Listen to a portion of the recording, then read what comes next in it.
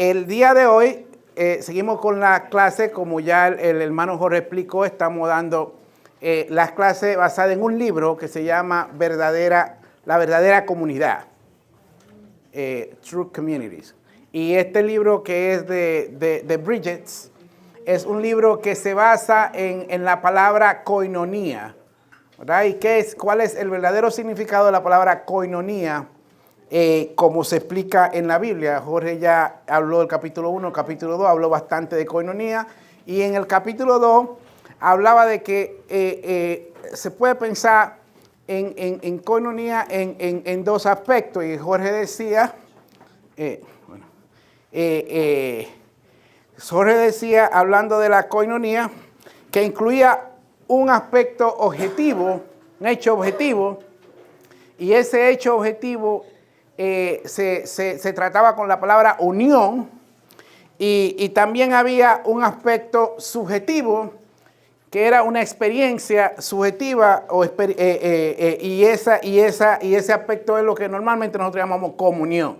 Entonces se hablaban dos cosas, unión y comunión. A mí me gusta cómo el autor está construyendo su argumento. El autor primero comenzó, cuando ustedes se recuerdan, cuando Jorge explicando lo que era la palabra koinonía, explicando diferentes tipos de... ¿Se recuerdan de todo esto? Yo lo estaba ahí en el pizarrón. Sí. ¿Se recuerdan de que una relación se puede ver como una asociación, se puede un compartir espiritual o material? Todos estos aspectos de la palabra koinonía. Después pasa este compartir, esta relación, esta asociación, en el sentido de la vida cristiana, ¿cómo la vemos? Y el autor primero comienza, bueno, lo primero es que esto se ve por medio de la unión que el cristiano tiene en Cristo, y de esa unión que el cristiano tiene en Cristo, entonces fluye la comunión que el cristiano tiene con Dios. Y el hermano Jorge explicaba que no hay atajos. Tú no puedes gozar de los beneficios de tener comunión con Dios si no hay unión en Cristo. Si tú no estás unido en Cristo, tú no puedes tener esta comunión con Él. No es posible, porque una cosa fluye de la otra. Y cuando la comunión, que es lo que nosotros vamos a ver en este capítulo 3, vamos a empezar a ver, cuando la unión en Cristo se entiende de manera apropiada, entonces eso nos ayuda a nosotros a verdaderamente gozar de los beneficios, de los privilegios y los beneficios de lo que es tener comunión con Dios. La comprensión de la unión en Cristo nos lleva a tener un mejor entendimiento y apreciación de esa comunión. Y todo esto se vio en el capítulo 2, así que yo no vuelvo para el capítulo 2, sino que ahora vamos a ver entonces la otra parte, que es la parte de la comunión que se ve en el capítulo 3 del libro. Interesante, el autor comienza este capítulo 3 con un relato personal. El autor, cuando era joven, estaba en la naval. Y entonces ahí en la naval él conoció un grupo de cristianos. Él estaba en un barco, él pensaba que era el único cristiano que existía en toda la naval de Estados Unidos, pero después se dio cuenta que había un grupo de cristianos. Ellos lo llamaron para que se reuniera con él, y él observó que ellos tenían algo que él no tenía. Había algo en este grupo de cristianos que él, a pesar de que pensaba que era un buen cristiano, él no entendía. Y él sabía que el Señor Jesucristo era su Salvador. Él sabía que Jesucristo había venido del cielo, que había muerto por su pecado en la cruz, que había resucitado y había regresado al cielo. Él sabía que él tenía ahora el privilegio de poder orarle a Cristo, y oraba a Cristo, pero a pesar de todo eso, él entendió al ver a estos cristianos que él no tenía una relación personal con el Señor Jesucristo. A pesar de entender que Cristo era su Salvador, el autor no entendía nada de lo que significaba tener una relación diaria con Cristo, y cómo y qué se requería para sostener y nutrir el deseo que él tenía de vivir para Dios. Él estaba lejos de eso.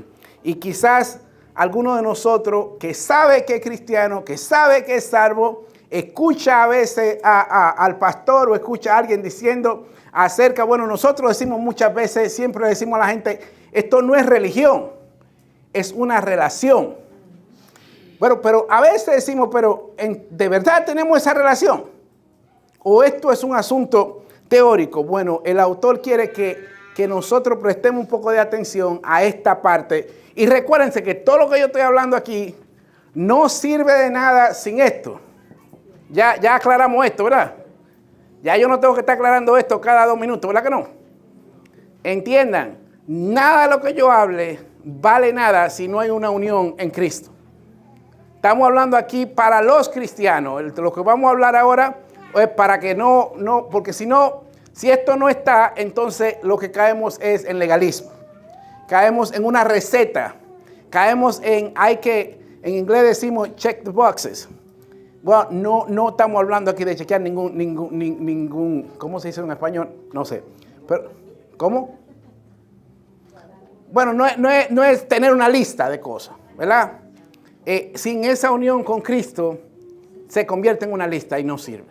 Entonces, aquí vamos a hablar de lo que es la comunión. El primer concepto que el autor trae es que la comunión con Dios no es un asunto de un momento. Matthew Henry, ¿cuánto aquí conoce? No sé si alguien conoce el comentarista Matthew Henry. Yo iba a traer el comentario de Matthew Henry para que ustedes entendieran quién es Matthew Henry, pero después dije, no, se va a ver rarísimo. Pero un libro así, el comentario de Matthew Henry de la Biblia. Matthew Henry sacó un librito que decía la comunión diaria con Dios. Y él tenía 3 capítulos. Uno decía cómo comenzar el día con Dios, cómo pasar el día con Dios y cómo terminar el día con Dios. El concepto que Matthew Henry y otros comentaristas traen es que la comunión con Dios es un asunto de todo el día. No es un asunto de un momento, es un asunto de todo el día. Pero no solo un asunto de todo el día. Isaías y David lo llevaban más lejos. Porque Isaías y David hablaban de la comunión de Dios durante la noche. Entonces no solo todo el día, sino toda la noche también. Como decía Isaías y David. Alguien que lea rápido, aquí ustedes van a tener que estar leyendo un montón de cosas aquí. Isaías 26:9 y otro que me busque ahí, Jimmy, ya que regresaste ahí, busca ahí a Salmo 63:6. Aprenden justicia. Salmo 63:6, Jimmy. Para Isaías y para David, aún estando en la cama, está manteniendo comunión con Dios a través de la noche, no solo durante el día. Entonces, la comunión, el primer punto que dice el autor, es que es un asunto de todo el día. Es un vivir constante en la presencia de Dios. Y ojo, que una anotación que voy a hacer, no del autor, pero que voy a hacer aquí.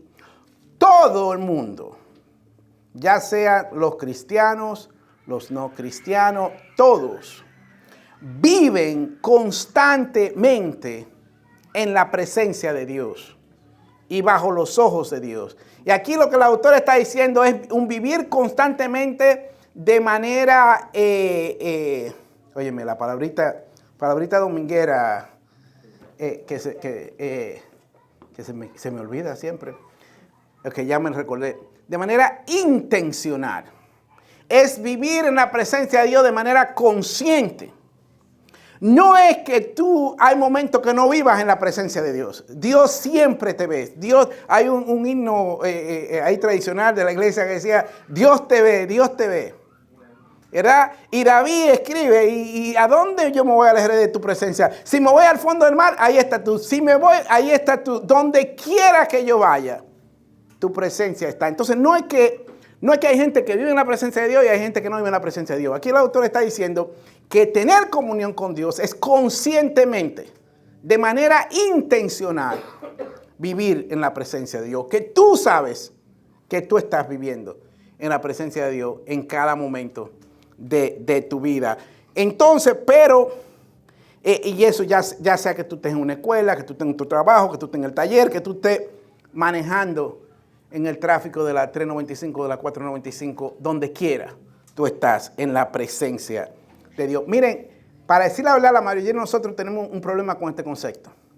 Teóricamente lo entendemos, pero tenemos un problema con este concepto, porque tú puedes decir, ¿cómo de manera intencional puedo yo estar en la presencia de Dios todo el día?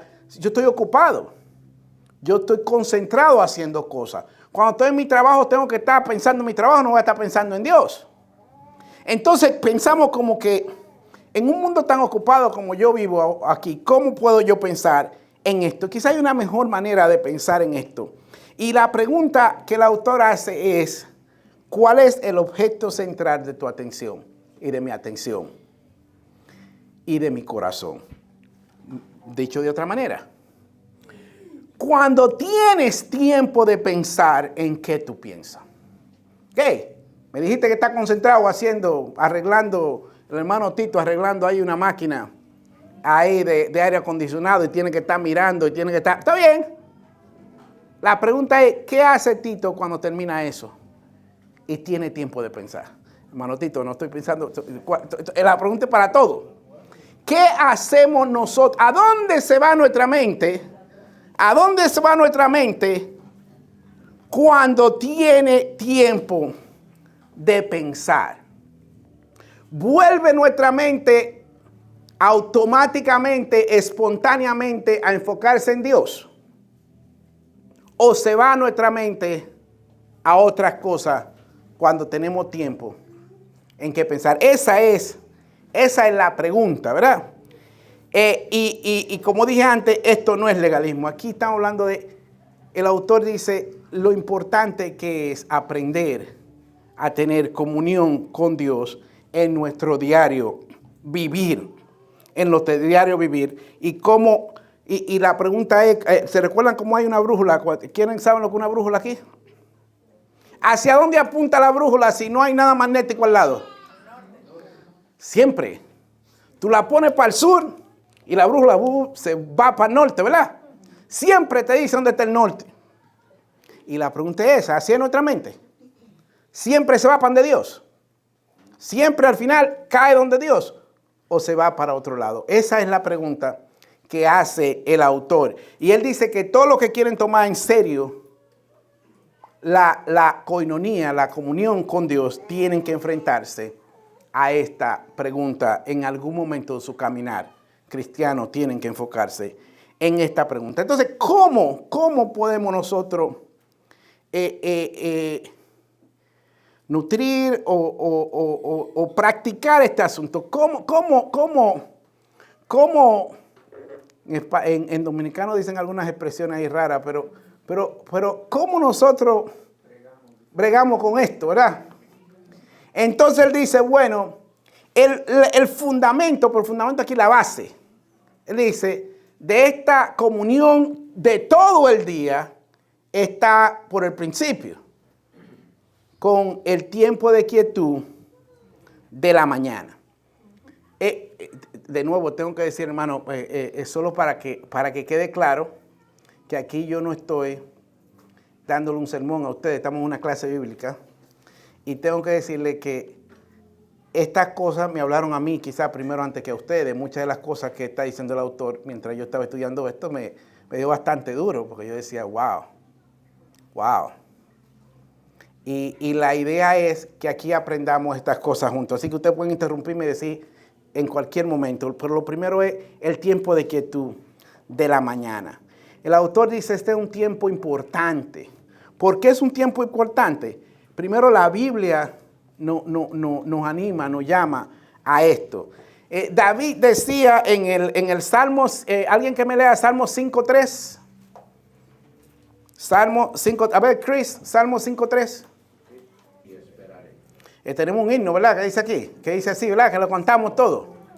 Pero está diciendo él, de mañana oirás mi voz, de mañana yo me voy a presentar delante de ti, voy a esperar en ti, dice David. En Marcos 1:35 se nos dice cómo Jesucristo se levantaba de mañana, aun cuando era oscuro, y salía y se alejaba y iba a un lugar a orarle al Padre. Entonces el tiempo de la mañana es un tiempo fundamental porque es un tiempo quieto, es un tiempo en donde nosotros podemos enfocar nuestra atención en tener una comunión con Dios. Podemos poner todas nuestras facultades en pensar, en reflexionar, en hablar, en pasar ese tiempo de meditación en una relación con Dios. No solo el autor dice, bueno, este es el fundamento, ¿verdad? O la base en donde nosotros podemos enfocarnos en la palabra de Dios, podemos enfocarnos en la oración, podemos enfocarnos en la alabanza, pero como dije antes, esto no es un asunto de la mañana, ¿verdad? La adoración es, ¿cuánto dura? Todo el día. Todo el día, ¿verdad? Pero el tiempo de quietud en la mañana es un buen momento para comenzar esta relación. El Salmo 27:8, el salmista dice que Dios le dice, busca mi rostro. Y él dice, tu rostro buscaré. Y después tenemos que Dios, por medio del profeta Jeremías, le dice a los judíos que estaban exiliados en Babilonia, que a los que lo buscaran a él, si lo buscaban de todo corazón, ellos lo iban a encontrar. Esa promesa que Dios le hace a los judíos que estaban exiliados en Babilonia, nos la hace a nosotros. Dios dice a los que me buscan de todo corazón, ellos me van a encontrar. Entonces, ese tiempo de la mañana, si nosotros buscamos a Dios de todo corazón, nosotros vamos a encontrar a Dios, así como Él le dice a los judíos. Buscar el rostro de Dios, como dice el Salmo 27:8, requiere la misma concentración. Ya no te voy a decir a ti, Tito, porque después me va a decir otra cosa, que el hermano Alberto tiene que tener cuando está tratando de resolver, de averiguar de dónde está saliendo un problema de una tubería, un agua que está saliendo que nadie sabe dónde, y él se va a buscar esa agua. Y tiene que concentrarse, a mirar toda la manera, a ver de dónde, bueno, así mismo. Buscar el rostro de Dios requiere concentración, requiere esfuerzo de nuestra parte. Y eso es más fácil de hacer cuando tú estás quieto en la mañana, que no hay mucha bulla. Entonces, este tiempo de quietud de la mañana nos prepara, entona nuestro corazón, sintoniza nuestro corazón con Dios, y eso nos ayuda a mantener esa comunión con Dios todo el día. El autor pone de ejemplo, pero de nuevo, no es solo la mañana, esto es todo el día, pero el autor pone de ejemplo que muchas veces hay estas oraciones cortas, rápidas que necesitamos cuando hay un problema. Tienes un problema y tú instantáneamente dices, oh Señor, ayúdame en este momento a resolver este problema. Y el autor pone ejemplo, por ejemplo, a Nehemías. Nehemías, que era el copero del rey, cuando vienen a decirle el estado en que se encontraba Jerusalén, ¿alguno aquí ha leído el libro de Nehemías? Un libro fantástico. El que no lo haya leído es un libro, quizás de los mejores libros de la Biblia. Y Nehemías, cuando escucha el relato que le dicen de lo desastroso que está Jerusalén, como las paredes están destruidas, como a pesar de que habían hecho el templo, todavía no habían podido hacer nada porque los enemigos estaban por todos lados y las paredes estaban destruidas, estaban sin protección. Así como a veces muchos cristianos estamos sin protección porque nuestras paredes están destruidas, porque no tenemos una comunión con Dios, a pesar de ser cristianos. Y Nehemías entonces responde, alguien que lea Nehemías 1:4. Nehemías responde así, cuando él oye, él dice, me sentí totalmente, no lo podía creer, me tiré al suelo, ayuné, oré y estuve en comunión con Dios por varios días. Unos días después, de manera inesperada, Nehemías se encuentra frente al rey y está medio tristón la cara, y el rey le dice, óyeme, ¿qué te pasa a ti? ¿Por qué tú estás triste delante de mí? Y Nehemías tiene que explicar. ¿Y qué hace Nehemías cuando el rey le pregunta esto? Recuérdense, estamos hablando de unos reyes tirano que alguien que viene a estar triste, los reyes no aceptaban eso. Eso podía traer consecuencias malas. ¿Qué dice entonces en el 2? Sigue leyendo 2, 4 y 5. Ok, ¿qué fue lo primero que él hizo?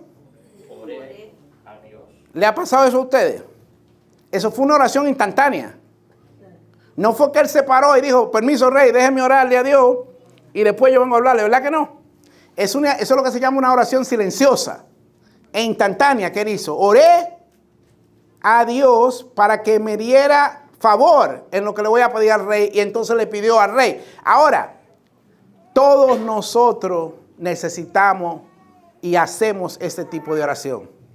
Hay un problema, hay una situación y tú instantáneamente haces una oración rápida, silenciosa a veces, para que Dios te ayude. Pero, no es ahí que está la comunión con Dios. ¿Dónde está la comunión con Dios según este ejemplo de Jeremías? ¿A dónde? En la mañana. ¿Dónde está en lo que acabamos de leer de Nehemías? ¿Dónde está la comunión con Dios de Nehemías con Dios? ¿Estuvo ahí en ese momento de esa oración que él hizo? Esa oración fue el fruto de la comunión que él ha tenido con Dios desde antes. Y no lo leímos en el 1.4. No lo leímos en el 1.4. Cuando él escuchó lo que estaba pasando, ¿qué hizo él? Oró, ayunó y estuvo en la presencia de Dios por varios días, dice ahí. Entonces, como tú dices, el fruto, en este momento que él necesita, él hace esta reunión, esta oración rápida. Pero muchas veces nosotros nos quedamos en las oraciones rápidas, pero no estamos en la comunión, que es donde estamos. Entonces, la comunión de Dios está en una relación continua, no en un instante. No estoy diciendo que no necesitamos a Dios en un instante específico, pero ahí la comunión es algo continuo, no en un instante. Entonces, esto es un asunto, como decía David, de esperar en Dios todo el día. Y el tiempo de la mañana es justamente para eso, para ayudarnos a nosotros a tener devoción en Dios, dependencia de Dios, disfrute de su comunión, estar en una actitud de hacer lo que sea necesario para agradar a Dios. Ajá, sí, hermano. Un libro de Martín Lutero, porque el día va a ser largo. Y ahí vamos ahora. ¿Qué cosas prácticas podemos hacer en este tiempo de comunión todo el día con Dios? David dice, alguien que lea Salmo 5.3. Bueno, ya leímos Salmo 5.3. Entonces, no, el Salmo 25.5. Sí, 25.5. Oh Jehová, de mañana oirá mi voz. Ese fue el 5.3, ¿verdad? Ese fue el 5.3. Sí, este es el 5.3. No, el 25.5. Ah, Ajá, allá. Tu verdad y enséñame, porque tú eres el Dios de mi salvación. En ti he esperado todo el día. El asunto de esta comunión, de empezar en la mañana, es ponernos en un estado donde nosotros estamos esperando en Dios. Esperar en el Señor. Esperando en el Señor. Esto es casi que el equivalente que en el Nuevo Testamento hablamos de permanecer en Cristo. Y eso lo vio el hermano Jorge. En el Antiguo Testamento hablaban de esperar en Dios. Casi que el equivalente. Esperar en Dios es vivir una vida en dependencia de Dios.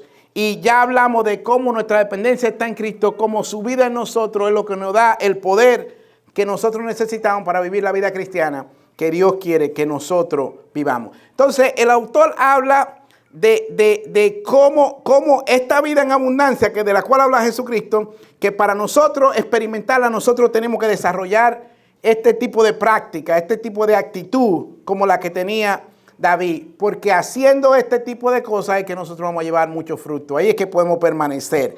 Aparte de esperar en Dios, él habla del término de caminar con Dios.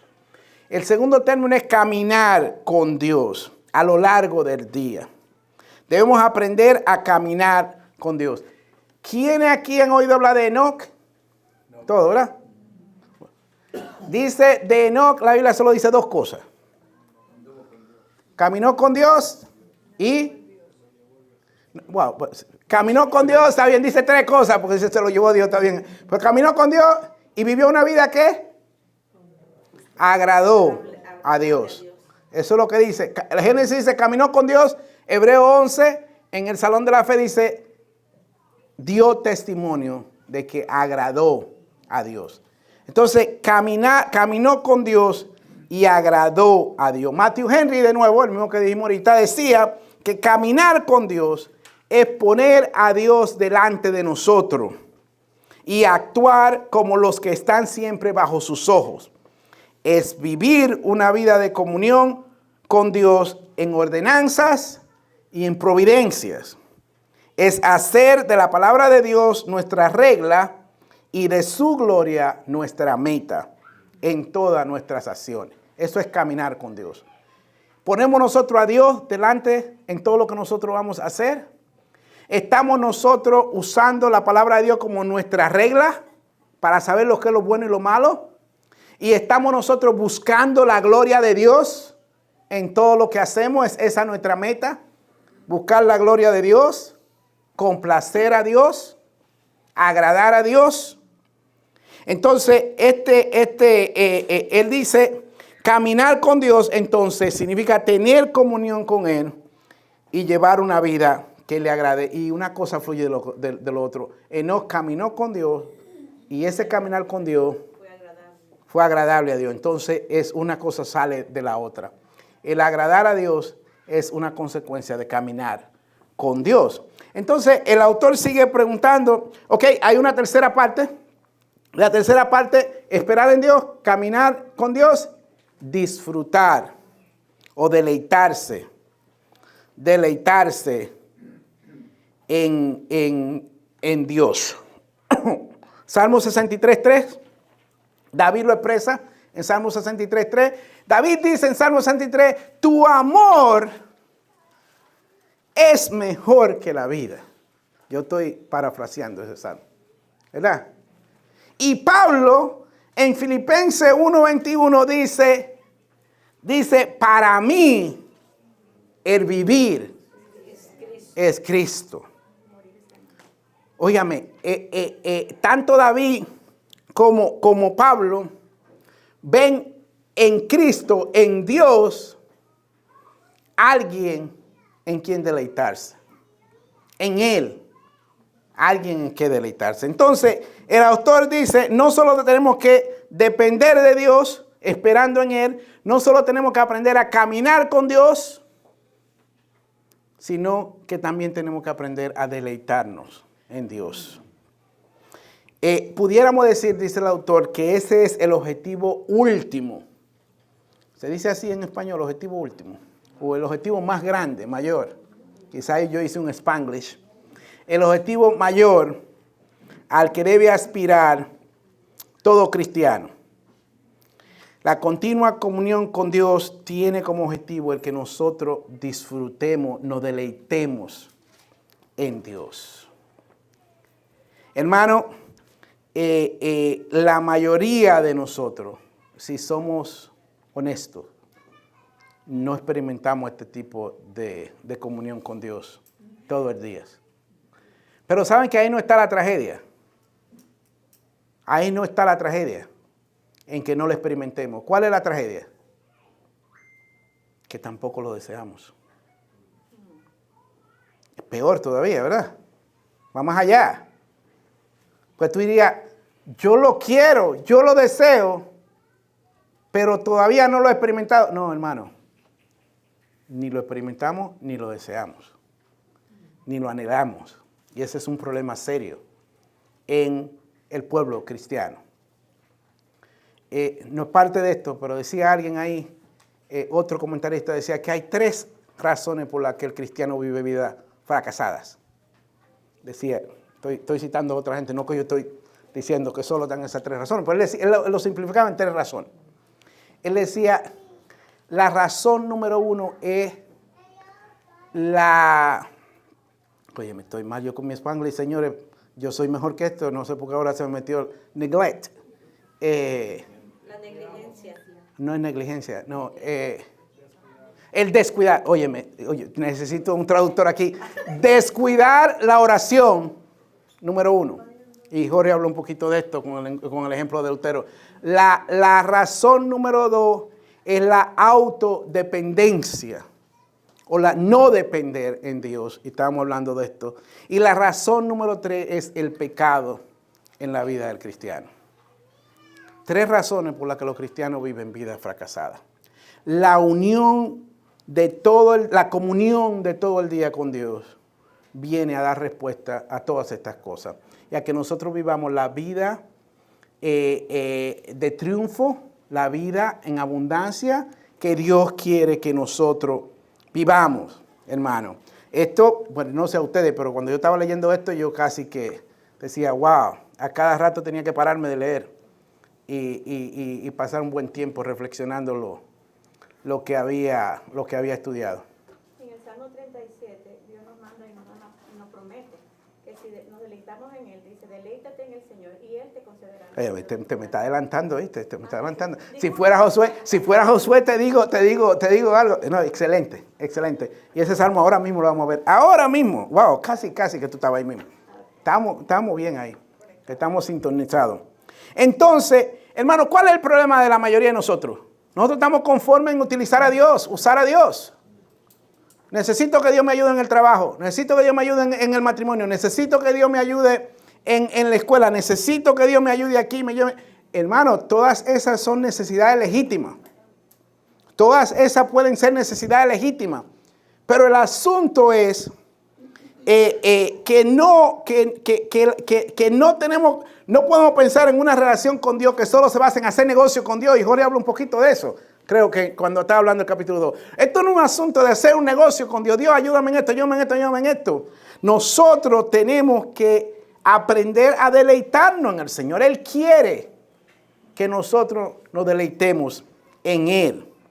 Y ya nuestra hermana nos leyó. Para los que se deleitan en el Señor, Él promete que Él te dará los deseos de tu corazón. Para los que se deleitan en Él. Hermano, y entonces aquí viene la pregunta. ¿Estamos nosotros orándole al Señor para que nos equipe? Para que nosotros verdaderamente aprendamos a deleitarnos en Él. Que no solo vengamos ante el Señor a un asunto de negocio, de que ayúdame aquí, sino yo quiero pasar tiempo contigo. Yo quiero en tu presencia hay deleite. Yo quiero disfrutar de la presencia de Dios. Y ahí viene la adoración. Miren, Pablo a veces se ponía a hablar del Señor y se ponía a explicarle a la gente acerca del amor de Dios, acerca de esto. Y en el medio de su explicación, óigame, Pablo se ponía a pensar en Dios y decía, wow, y entonces ahí él explotaba con adoración. En el medio de lo que estaba dictando, Pablo explotaba con adoración porque decía, ¿qué Dios es el Dios que nosotros servimos? Pero pensamos nosotros así de Dios. Te deleitas tú en el Señor. De nuevo, aquí no estamos condenando a nadie. Aquí estamos tratando de aprender qué significa tener una comunión con Dios. Jimmy. Pero en el concepto que da de coinonía, dices que el hecho o el acto objetivo da una consecuencia que no puede ser desunido. No, puedo decirlo un poquito diferente a lo que tú lo estás diciendo. No puedo tener comunión sin la unión. Pero puedo tener unión y aún no tener esa comunión perfecta que Dios quiere que tenga. Puede ser. Porque si no, todos nosotros estuviéramos experimentando este tipo de comunión de la cual está hablando el autor. Todos nosotros estuviéramos viviendo una vida que nos deleitamos en el Señor todo el tiempo. Que estamos viviendo en la presencia del Señor. No, hermano. No puedes tener esa comunión sin la unión. No existe. No hay manera. Pero hay una parte de esfuerzo de tu parte de buscar al Señor. Si no, la Biblia no nos mandara. La Biblia nos manda y nos anima. Las dos cosas. Entonces no es consecuencia del otro. No, sí es consecuencia, sí fluye. Pero, ok. Es que cuando lo quieres poner tan categóricamente no funciona. No, porque lo estoy mirando. No, pero cuando lo quieres poner tan categóricamente, sí, la unión es lo que permite la comunión. Pero la comunión con Dios en su plenitud requiere de esfuerzo basado en esa unión. Requiere de que tú le pidas al Señor. Requiere de que el Señor te equipe para tú tener esa comunión. Todo viene de Dios, eso lo sabemos. Nada viene de nosotros. Pero, sí, hermano. Y Jorge me está dando la entrada, exactamente, la entrada a lo que viene ahora. Entonces, la pregunta ahora pudiera ser, como, y en parte lo que Jimmy quizá está preguntando, pero pudiera ser la pregunta, bueno, pero ¿cómo entonces? ¿Tengo yo que hacer algo? ¿Qué tengo yo que hacer para poder lograr esta mayor comunión? Y Jorge correctamente está hablando de los métodos de gracia, y entre los métodos de gracia, el autor menciona dos aquí. Ahora, en esta parte. Sí, hermano, antes de entrar ahí. De pronto en el mismo Y por eso yo comencé hablando de que esto no es un asunto de una lista que hay que ponerle el asterisco al lado. Lo hice. ¿Verdad? Esto no es un asunto de esto, no es legalismo. Usar los medios de gracia que da el Señor no es legalismo. Esos son los medios de gracia que Él da. Y Él lo da para su pueblo para que lo usen. Y si tú no quieres usar los medios de gracia, tú no puedes decir, pero Dios como quiera va a hacer todo por mí. Yo me siento en la casa, no me muevo y todo va a pasar bien porque yo sé que yo no tengo que hacer nada. No, eso no es lo que Dios dice en su palabra. Y nosotros no podemos obviar la palabra de Dios. Dios da método de gracia para bendecirte. Y esos medios de gracia que Dios da es para tu beneficio, para tu crecimiento espiritual. Y sí vemos en la palabra que hay crecimiento espiritual de parte de nosotros. Entonces, pero, de nuevo, siempre hay que tener cuidado porque yo siempre vuelvo atrás. Como dice tú correctamente, toda la gloria es de Dios. Pues cuando nosotros estamos usando un método de gracia que da Dios, cuando Dios nos equipa, pues ¿de quién es la gloria? Tiene que ser de Dios. Pero el autor pone, y quizás podemos volver más preguntas cuando yo haga estas dos partes, porque quizás como que no estamos, es que como se va aquí como poniendo un ladrillo detrás de otro ladrillo, a veces uno quiere ver la pared entera. Y entonces uno dice, pero espérate, y esto aquí, eso aquí, bueno, hay varias cosas.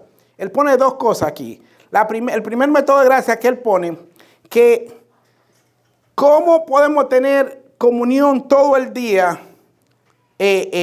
con Dios. Él dice, si el tiempo de quietud en la mañana es el fundamento, la reflexión y memorización de escritura y la oración son como la estructura que mantiene esta comunión. Él dice,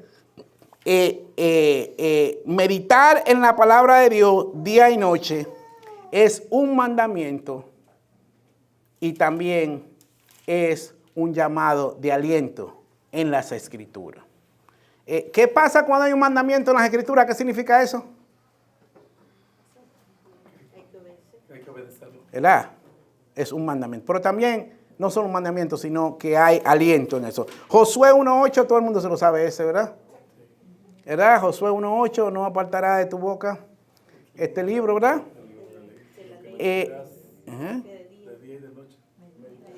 Meditarás en él de día y de noche. ¿Para qué? Para que te vaya bien. Porque Dios quiere tu bien. Y la palabra de Dios es, ¿qué dice Pablo después en Timoteo? La palabra de Dios es, toda la palabra de Dios es inspirada por Dios y es útil. La palabra de Dios es útil. Entonces, el memorizar las Escrituras, reflexionar en las Escrituras, es parte integral de esta comunión con Dios. Salmos 1:2. Sino que en la ley de Jehová está su delicia, y en su ley medita de día y de noche. Y aquí está hablando del Salmo 1:1, ¿verdad? Bienaventurado el varón, ¿verdad? Que no siguió el consejo, sino que en la ley de Jehová está su deleite, en la palabra de Dios, ¿verdad? Hay bienaventuranza para aquel que se esfuerza, que gasta tiempo, que pone atención a la palabra de Dios. Entonces, aparte de eso, también hay un comando de orar sin cesar en 1 Tesalonicenses 5:17.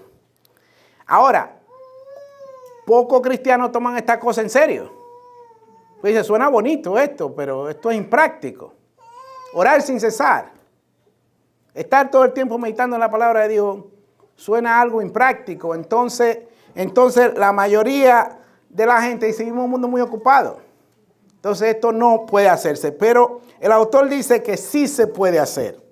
Requiere de compromiso, requiere de disciplina, pero sí podemos tener una comunión con Dios todo el día porque Dios quiere que nosotros tengamos una comunión con Él todo el día. Y esto comienza para Él con la memorización de las Escrituras. Él habla que en las iglesias modernas es muy común hablar de discipulado, pero que la gran mayoría de las iglesias no le dan importancia a la memorización de Escritura y a la reflexión en las Escrituras. Y él dice que para él no cree que haya un verdadero discipulado sin que la gente se enfoque en las Escrituras. ¿Cómo podemos reflexionar todo el día acerca de la palabra de Dios si no la sabemos? Si no la tenemos en la cabeza. No vamos a estar con la Biblia abierta todo el día, ¿verdad que no? Entonces, parte del tiempo de la mañana de quietud es leer la palabra y memorizar y reflexionar en la palabra. Y así tú puedes reflexionar durante el día sobre lo que tú has leído. Sí requiere un esfuerzo de nuestra parte. Y el autor dice, no hay atajo para esto. Requiere un esfuerzo que nosotros estemos pasando en la palabra, pasando tiempo. Entonces, ¿cómo funciona? ¿Cómo nos ayuda la memorización de Escritura a tener una relación, una comunión con Dios? Él dice, a medida que nosotros reflexionamos en las Escrituras, entonces podemos también empezar a reflexionar en el Dios que escribió las Escrituras. Y en ese reflexionar, en esa meditación, podemos tener la certeza de que Dios nos habla por medio de su palabra. Dios nos habla por medio de su palabra y al entender esto y escuchar a Dios por medio de su palabra, nosotros comenzamos a responderle a Dios de manera apropiada. Y esta respuesta a Dios, cuando tú estás reflexionando en la palabra de Dios, puede ser una respuesta dándole gracias a Dios, puede ser alabándolo, puede ser confesando tus pecados. Hay muchos tipos de respuesta apropiada a tu reflexión, a lo que tú estás estudiando, pero es cuando estás en la palabra que te lleva a esa respuesta que tiene que darle a Dios para corresponder a su voluntad. Cualquier respuesta que tú des va a dar lugar a oración, a meditación y a adoración. Entonces, en tercer lugar, el orar continuamente, como ya se ha hablado, es algo sumamente importante y que se da como flujo natural a tu reflexión en las Escrituras. Y el autor dice, miren, no es como que yo estoy diciendo que nada más se ora como respuesta a la reflexión que tú estás haciendo en las Escrituras. Hay necesidades legítimas. Tú oras por ti, por otras personas, por tus amigos, por tus familiares. Tú oras por un problema. Todo eso es legítimo. Es legítimo, pero el asunto es, como dijimos anteriormente, que no venimos a Dios solo para hacer negocio con Dios. También venimos a Dios para tener tiempo, simplemente pasar tiempo en su presencia, disfrutando de Él, deleitándonos en Él. Que eso es parte importante con Dios. Entonces, Dios presenta, en la Biblia se nos presenta esta analogía o esta relación de padre e hijo. Dios es nuestro Padre celestial y nosotros somos sus hijos. Y esa relación de padre e hijo, ¿de qué habla esa relación? ¿O qué involucra esa relación? Una dependencia, ¿verdad? Del hijo al padre. Hay dependencia. Los hijos dependen de los padres. ¿Otro tipo de cosa? Unión, está bien, unión. ¿Otro tipo? Seguridad. Seguridad, pero está bien, puede ser seguridad, pero quizá otra manera de decirlo, cuidado, ¿verdad? Cuidado, el cuidado de los padres. El padre tiene cuidado del hijo, el hijo depende del padre. Está ese cuidado, está esa dependencia. Pero la Biblia, esa es una relación que la Biblia da. La Biblia da otra relación entre Dios y su pueblo. Y es una relación de amor, de intimidad, de una dulce comunión. Eso habla de otro tipo de relación. Entonces, habla de dos tipos de relación. Y esta segunda es la intimidad que existe, la relación que existe entre Cristo y su iglesia. El amor de Cristo por su iglesia. Cristo, el novio, la iglesia, la novia, ¿verdad? Y el autor dice que aunque la novia de Cristo es el cuerpo de la iglesia completo, cada cristiano de manera individual puede disfrutar de una relación íntima con el Señor Jesucristo, como si él o ella fueran el único objeto del afecto de Cristo. Esa relación que Cristo le extiende a su iglesia como cuerpo es extendida a cada miembro de su iglesia.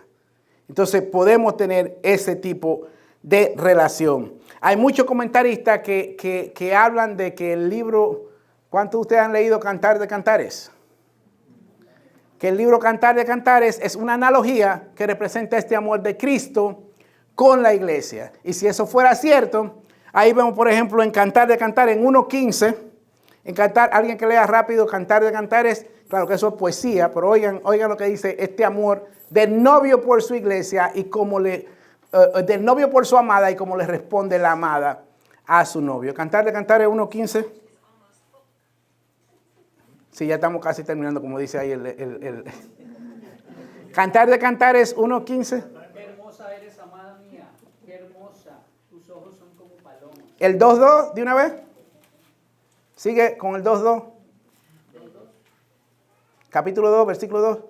Como un lirio entre los cardos es mi amada entre las jóvenes. Ese es el novio hablándole, ¿verdad? La amada. Qué hermosa eres, amada mía, qué hermosa.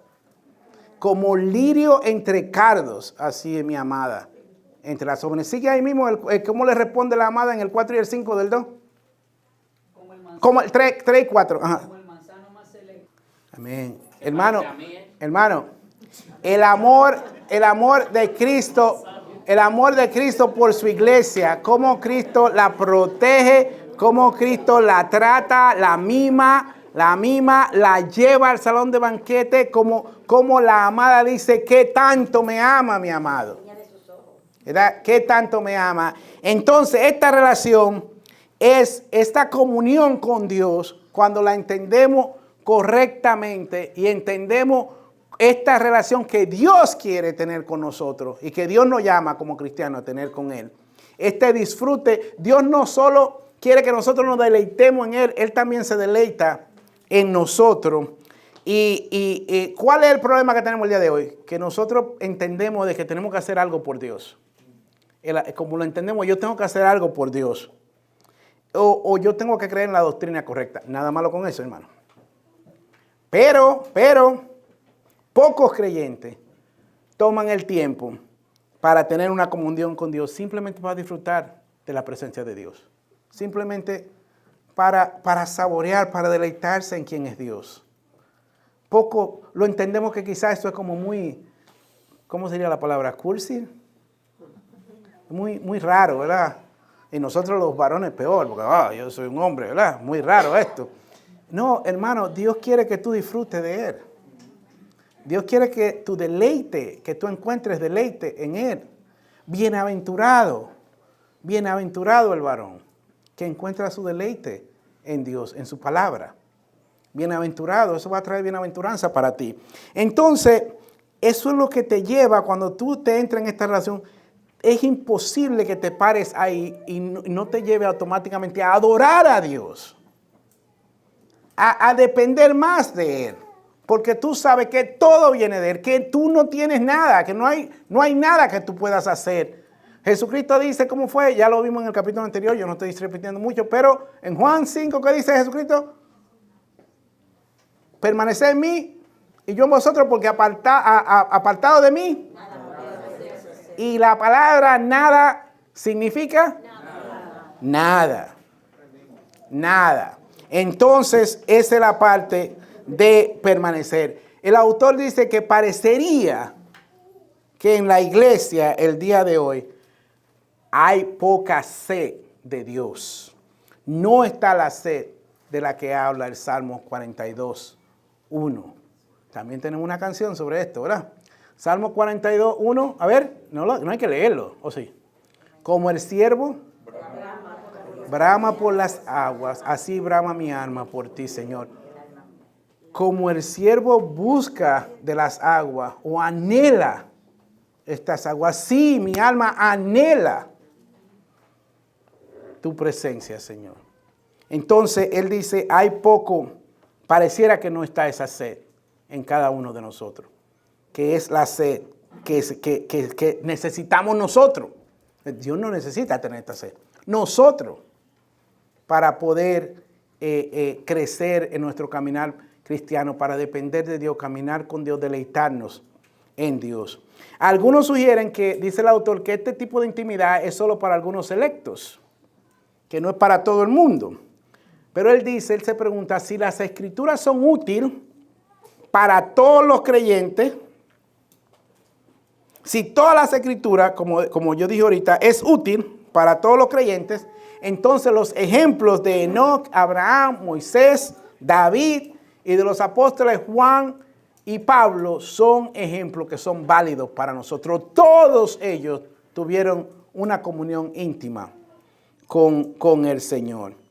Y está dado todos esos ejemplos para que nosotros los sigamos. Y aquí voy a concluir. El deseo de Pablo quizá es sumarizado, se dice, oye, estoy mal yo, no es sumarizado, se puede decir.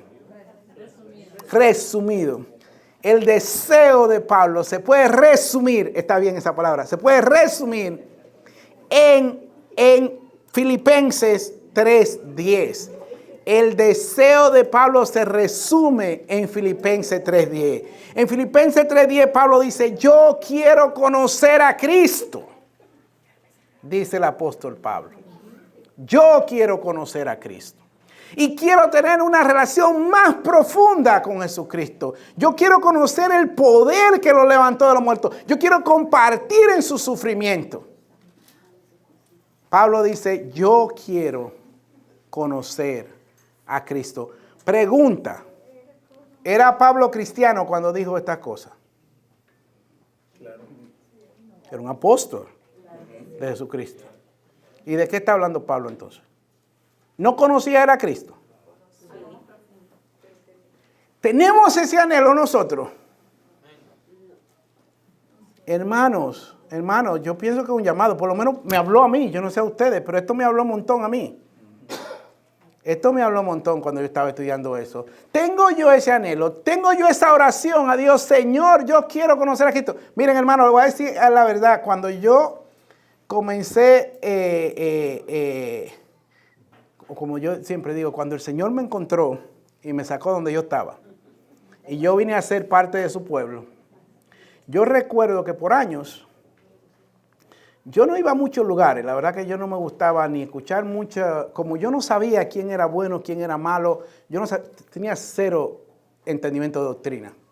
Entonces yo no sabía que me voy a poner a escuchar la radio de alguien, de un predicador, y si no es bueno, entonces tenía yo esos problemitas de que a quién escucho y qué hago. Entonces yo era muy selecto, yo no me gustaba ir a muchos lugares. Me invitaban a montones de campañas. Vivíamos en Nicaragua y en los países de centroamericanos, todos los que son de Centroamérica, lo que más es campaña, ¿verdad? Por donde quiera. Y te invitan a todo. Yo decía, bueno, pues yo quiero algo cristiano. Pero decía, pero al mismo tiempo yo tenía mi miedito. Entonces yo siempre oraba antes de ir a los lugares. Yo decía, Señor, yo lo único que quiero es conocerte mejor. Y si yo estoy en el lugar equivocado, perdóname y protégeme. Porque la única razón por la que yo voy a ir a este lugar es porque yo quiero conocerte mejor. Y esa oración yo siempre la hacía. Y me recuerdo que yo a veces llegaba a un lugar, la verdad que llegué una vez a un estadio, que hicieron una cuestión en estadio y nos dieron unas invitaciones especiales como en la parte diplomático, entonces me ponen adelante con todo lo que estaban ahí adelante y comienza un relajo aquí y yo digo, Dios mío, pues yo había hecho mi oración antes de entrar y entonces yo en el medio de todo esto le miro a mi esposa y le digo, nos vamos. Y ella me dice, oh, de verdad, digo, ahora, si tú quieres te queda, pero yo 5 segundos más y me estoy parando, así que tú decides. Si quieres venir conmigo, pero yo sí me voy. Y agarré y digo, no importa que estaba delante de todo el mundo. Digo, me voy. Y me paré y me fui. Entonces, pero, y a veces increíble que hay cosas que a uno le pasa. Uno dice, el enemigo puede usar muchas cosas para engañarte. Pero yo seguía sin cambiar. Yo siempre decía, yo quiero conocer a Cristo. Esa es mi oración. Esa es mi petición. Y hermano, hoy digo, bueno, y tengo yo el mismo fervor que tenía cuando yo comencé a ser cristiano. Tengo que tenerlo. Es un llamado de atención para cada uno de nosotros. ¿No? Que tengamos este sentir que tuvo Pablo en Filipenses 3:10, de que él quería, a pesar de que él era el apóstol de Jesucristo, a pesar de que Pablo quizá impresionante la relación de intimidad que Pablo tenía con Cristo. Él todavía seguía diciendo, yo quiero conocer a Cristo, quiero conocerlo más. Él decía, todo lo que conozco lo doy por basura, por conocer a Cristo. En ese mismo texto de Filipenses 3. Bueno, esperemos, vamos a seguir con esto, todavía esto no se termina. Y como ustedes ven, el autor está construyendo estas cosas para caer en algo que es quizá lo que uno esperaba al principio, pero primero teníamos que pasar por todo esto, que es una comunidad cristiana, ¿verdad? Que es coinonía entre los hermanos. Pero él no puede hablar de coinonía entre los hermanos sin antes basar esa coinonía entre los hermanos en esta unión con Cristo y en esta comunión con Dios. Todo lo que pasa entre los hermanos deriva de esta unión y esta comunión con Dios. Bueno, como dije, solo Jorge puede prometer salir temprano. ¿Alguna pregunta última antes de cerrar? Ajá.